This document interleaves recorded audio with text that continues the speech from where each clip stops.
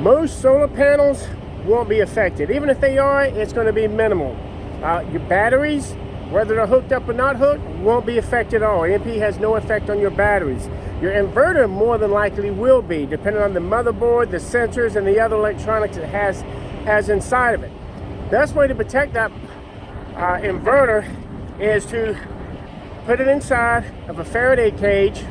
For the wiring that's running up into that Faraday cage, the EMP can follow it up there. So what you're going to need is to get a saturation ferrite, I guess is what it's called, to wrap around those wirings so it will suppress an EMP and protect the inverter as long as it's inside that Faraday cage.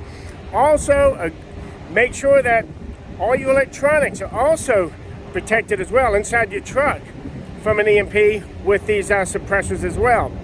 And also keep in mind the old prepper proverb, and that is 1 is none and 2 is some.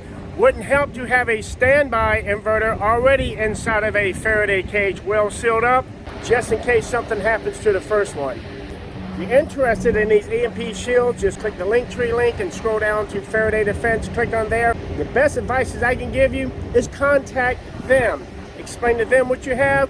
That way you make sure you get the correct stuff and the right directions on how to install it.